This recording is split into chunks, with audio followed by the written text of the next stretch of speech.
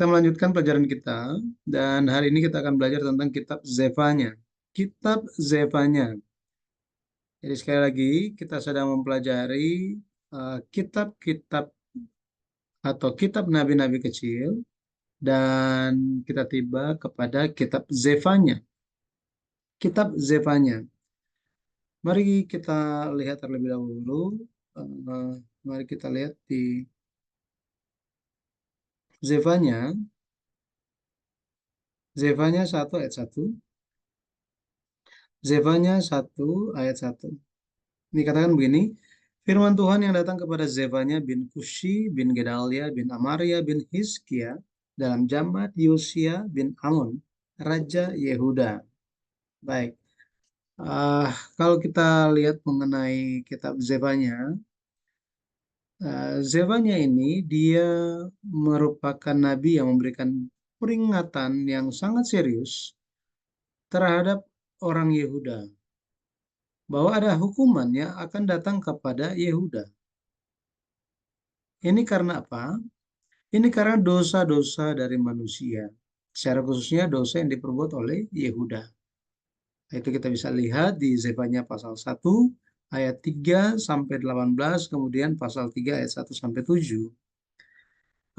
Zefanya memperingatkan lewat nubuat-nubuatnya bahwa bangsa Yehuda haruslah bertobat dan mencari Tuhan. Harus mencari Tuhan dengan kerendahan hati. Tapi kalau kita lihat, apakah yang menjadi pertanyaan, apakah mereka bertobat? Ya, mereka bertobat. Bangsa Yehuda bertobat. Tetapi mereka bertobat itu hanya sebentar saja. Hanya sebentar saja. Terjadi pertobatan secara nasional, tetapi hanya sementara. Itu kapan? Itu adalah di zaman Raja Yosia. Ketika reformasi agama terjadi di zamannya Raja Yosia. Seperti kita tahu, Raja Yosia dia hidup dari tahun 627 sampai 609. Maka kita bisa mengetahui, oh di masa seperti apa Zefanya itu hidup. Nah, ketika kita membaca kitab Zefanya, kata yang sering muncul itu adalah hari Tuhan. Contohnya di Zefanya 1 ayat 14. Zefanya 1 ayat 14 itu bicara tentang hari Tuhan merupakan gambaran peristiwa di masa depan, tetapi hari Tuhan itu katanya, eh, kata kitab Zefanya, itu akan diawali dengan kesengsaraan. Dengan kesengsaraan. Jadi bukannya datangnya hari Tuhan, Tuhan datang udah selesai gitu. Bukan, tetapi sebelum hari Tuhan itu ada peristiwa-peristiwa kesengsaraan. Nah, hari Tuhan di dalam bahasa Ibrani menunjuk kepada hari penghukuman dari Tuhan. Itu hari Tuhan yang kalau kita lihat makna hari Tuhan dalam bahasa Ibrani itu menunjuk kepada hari penghukuman dari Tuhan. Jadi Zefanya menubuatkan hal ini bahwa hari Tuhan sudah mendekat. Hari Tuhan itu sudah mendekat dan itu digambarkan sebagai hari yang pahit, tangisan, hari ada kegemasan, hari kesusahan, hari kesulitan, hari kemusnahan, hari kegelapan, hari kesuraman, hari yang berawan katanya. Hari peniupan sangkakala dan pekik tempur, suara-suara seruan perang. Jadi kitab ini, kitab Zefanya kalau kita lihat memang berbicara tentang hari Tuhan, tetapi menekankan mengenai kesengsaraan yang akan datang sebelum hari itu, sebelum hari Tuhan. Nah, jadi ini adalah sebuah peringatan, peringatan bahwa ketika tidak ada pertobatan yang sungguh-sungguh dari Yehuda, pada akhirnya hari Tuhan yang demikian akan datang atas mereka. Yang pertama mari kita lihat tentang latar belakangnya. latar belakang. Em, Tadi Zebanya, jadi Nabi Zebanya itu aktif di masa pemerintahan Yosia. Tadi kita sudah baca di Zebanya 1 ayat 1. Nah, makanya eh, kalau kita ingin mengenal zaman itu seperti apa, kita bisa tahu melalui Raja Yosia.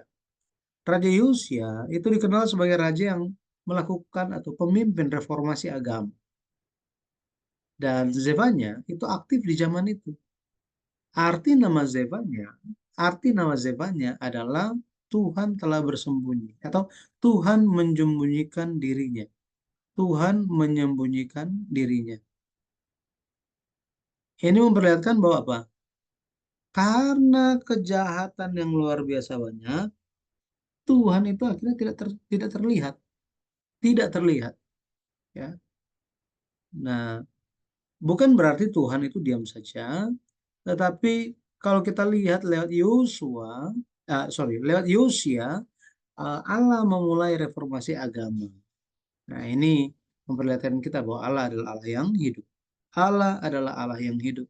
Demikian juga hari ini em, Allah itu harusnya tampak. Kalau kita renungkan lagi, Yesus itu harus tampak dalam kehidupan kita. Tetapi seringkali Yesus itu tidak tampak di dalam seorang yang percaya. Itu gara-gara apa? Gara-gara gara-gara dosa dan kejahatannya. Sehingga Tuhannya nggak kelihatan. Itu sebabnya kita harus berjaga-jaga ketika kita menjalani kehidupan iman. Apakah Tuhan itu tidak tampak atau tampak? Apakah Tuhan itu terlihat? Jadi orang-orang melihat kita, apakah orang-orang melihat Yesus di dalam kita, atau justru orang-orang itu melihat kejahatan di dalam kita? Nah, makanya kita harus menyelidiki diri kita, ya. Nah, apa isi kitab Zefanya? Coba kita lihat, ada 3 bagian. Yang pertama itu hukuman Tuhan atas Yehuda. Ya, Zefanya pasal 1. Kita bisa lihat di situ bahwa Tuhan menyatakan bahwa Ia akan menghakimi dan menghukum Yehuda gara-gara penyembahan berhala mereka. Zefanya 1 ayat 4 dan 4 sampai 6. Jadi Tuhan akan menghukum mereka. Tuhan akan hancurkan semua berhala-berhala mereka. Ada banyak berhala mereka. Baal, tentara langit, Baal Milkom, dan lain sebagainya. Tuhan bilang apa? Dia akan menghakimi Yehuda, menghancurkan Yehuda gara-gara berhala-berhala ini. Saya berdoa kiranya kita akan menjauhkan semua berhala-berhala rohani kita sehingga kita tidak mengalami kehancuran. Jadi berikutnya isi kitab Zefanya itu di Zefanya pasal 2 itu tentang penghakiman Tuhan melawan bangsa-bangsa kafir. Di sini berbicara bukan hanya Tuhan menghukum Yehuda saja, tetapi Ia juga akan menghakimi bangsa-bangsa lain. Bangsa-bangsa lain juga akan dihakimi. Zefanya 2 ayat 4 sampai 5. Siapa saja? Filistin, Moab, Amon, Ethiopia, dan Asyur itu akan dihukum katanya. Akan dihukum. Nah, makanya um, sebelumnya kita telah melihat kok Tuhan menghukum, kenapa Tuhan menggunakan Babel untuk menghukum Yehuda. Tetapi pada akhirnya Babel itu pun akan dihukum oleh Tuhan. Nah, ini sama. Jadi Tuhan bukan hanya menghukum Yehuda saja, tetapi dia akan menghukum bangsa-bangsa lain. Bangsa-bangsa lainnya. Kenapa? Karena semua adalah ciptaan Tuhan dan semua harus mempertanggungjawabkan perbuatan mereka. Itu sebabnya kita Wahyu, kalau kita baca Wahyu pasal 11, di situ ada tongkat pengukur yang digunakan untuk mengukur. Firman Tuhan dikatakan bahwa apa? Bahwa ukurlah sebelah dalamnya, bagian dalam pelataran bait suci. Pelataran luarnya nggak usah diukur katanya. Itu semua sudah diserahkan kepada bangsa-bangsa untuk dihukum. Jadi akan ada penghakiman dan kita harus berjaga-jaga. Yang ketiga, Zebanya pasal 3 berbicara tentang umat Israel yang tersisa. The remnants, orang yang tersisa. Jadi ada sisa orang Israel. Semua akan dihakimi, tetapi akan ada sisa yang dibiarkan hidup. Ini dikenal sebagai orang yang tersisa. Zefanya 3 ayatnya yang ke-13. Ini secara isi. Nah, isi jadi kita bisa tahu oh isinya apa ya, temanya apa. Nah, pada akhirnya mari coba kita lihat makna teologisnya apa? Makna sejarah penebusan itu apa? Ya, kita lihat teologi kitab Zefanya. Yang pertama, lewat kitab Zefanya kita mengerti bahwa ada peringatan, mengenai hal pertobatan. Hal pertobatan.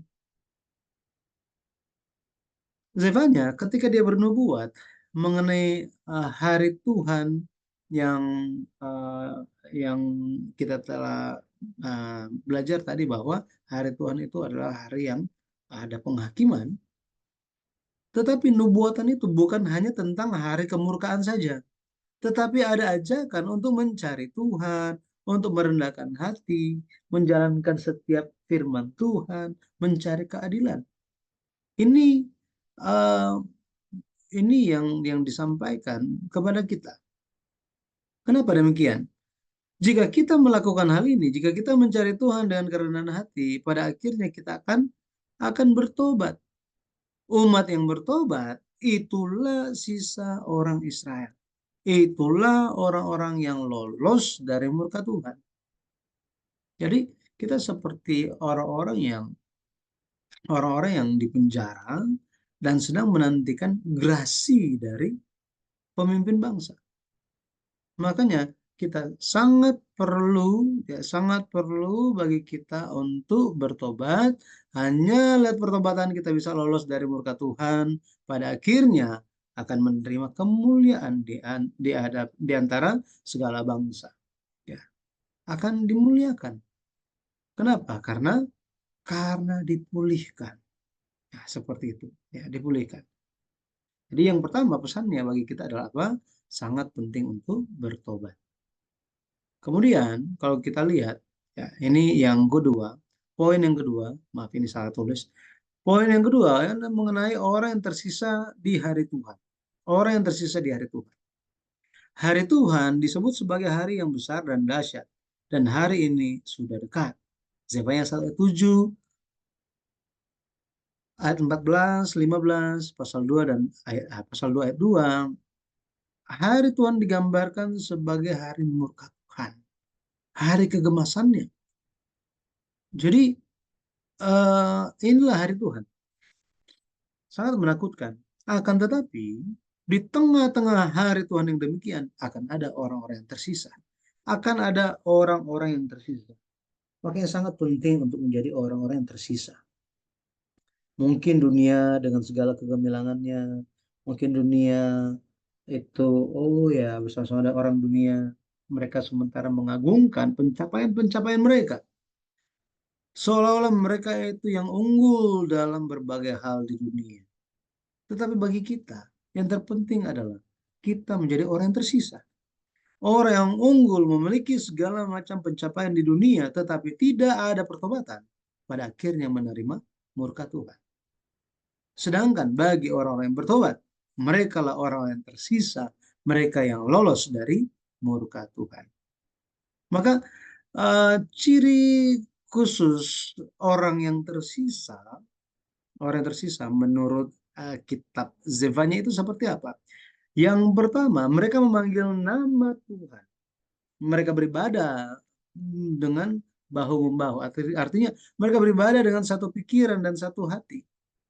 Zefanya 3 ayat yang ke-9. Roma 10 ayat 10. Jadi orang-orang yang tersisa, mereka itu memberikan segenap hati dan jiwa mereka. Mereka memanggil nama Tuhan sesuai dengan ketulusan hati mereka. Ini yang terjadi. Makanya kalau kita lihat, misalnya kalau kita baca di akhir kitab Kejadian pasal 4, di situ dikatakan bahwa ketika Set memperanakan seorang laki-laki, dia menamakan anak laki-lakinya itu sebagai Enos. Di zaman itu, orang-orang mulai memanggil nama Tuhan. Arti nama Enos adalah mudah pecah, lemah, rapuh. Jadi, Set, anak Adam, sangat menyadari kondisi asli manusia setelah jatuh dosa. Kondisi manusia itu apa? Rapuh, gampang mati, lemah, ada banyak keterbatasan. Itu sebabnya dia menamakan dia menamakan anaknya sebagai Enos. Itu ada hubungannya dengan di zaman itu orang-orang mulai memanggil nama Tuhan. Artinya mereka berseru kepada Tuhan, manggil Tuhan, Tuhan tolong kami sangat lemah. Itu sebabnya hari ini kita pun perlu untuk berseru kepada Tuhan lewat doa-doa kita, bersandar kepada Tuhan.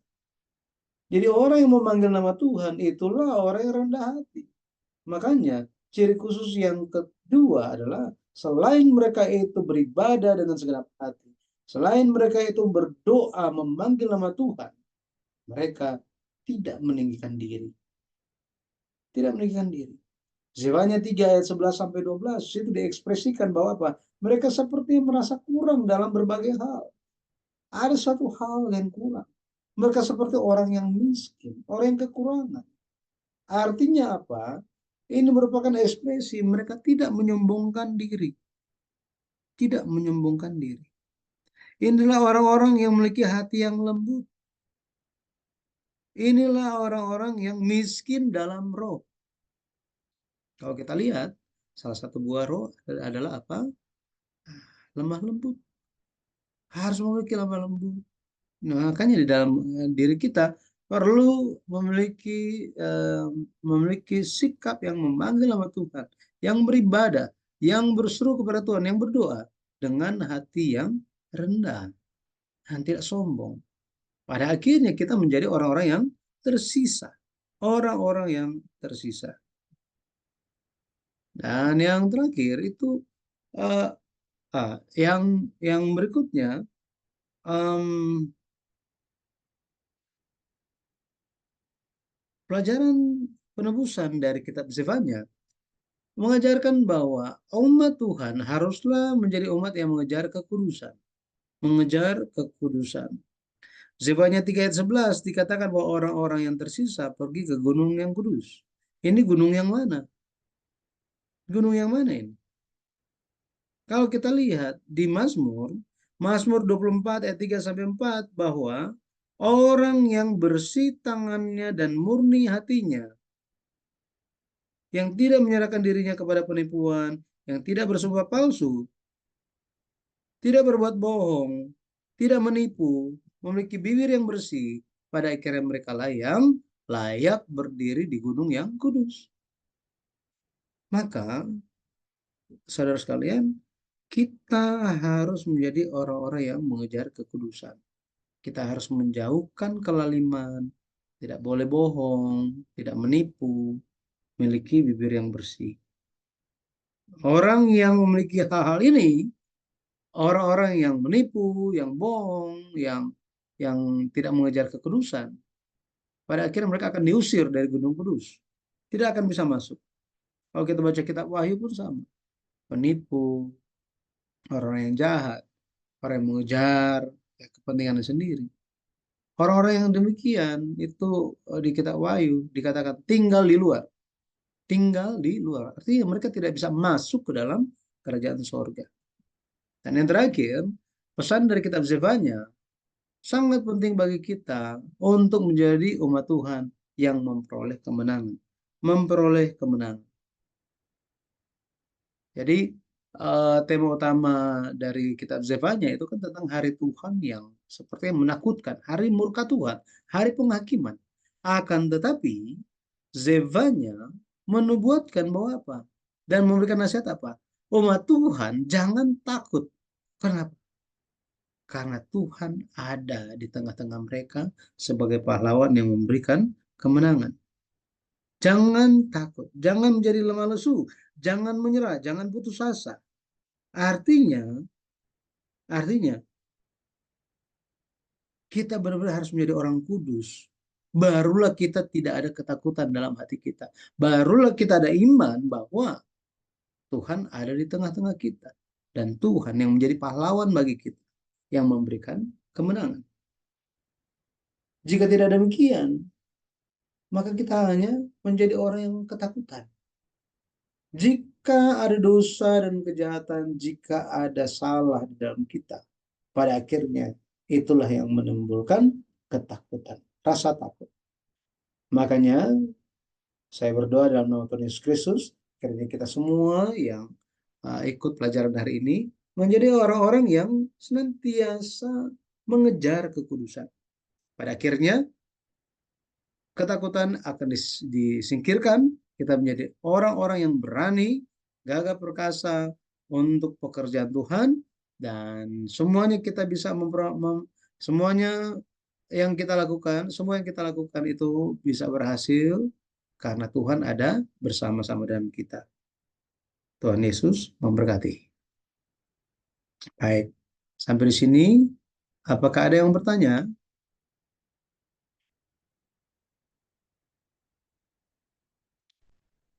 Belum ada. Semoga bisa dipahami pelajarannya. Jadi ini kitab Zebanya. Eh, Rekamannya itu nanti em, bisa cek di YouTube ya. Di YouTube nanti diketikkan saja itu hmm, itu Mikael Y, YB. Jadi Michael YB gitu ya, Michael YB. Nanti di sana bisa ada em, listnya pelajaran-pelajarannya. Ya. Baik, kalau begitu, terima kasih. Mari kita tutup dengan doa Bapa kami. Bapa kami yang di sorga, dikuduskanlah namamu, datanglah kerajaanmu, jadilah kehendak-mu di bumi seperti di sorga. Berikanlah kami pada hari ini makanan kami yang secukupnya, dan ampunilah kami kesalahan kami, seperti kami juga mengampuni orang yang bersalah kepada kami. Dan janganlah membawa kami ke dalam cobaan, tapi lepaskan kami dari yang jahat. Karena Engkau mempunyai kerajaan, kuasa, dan kemuliaan sampai selama-lamanya. Amin. Terima kasih.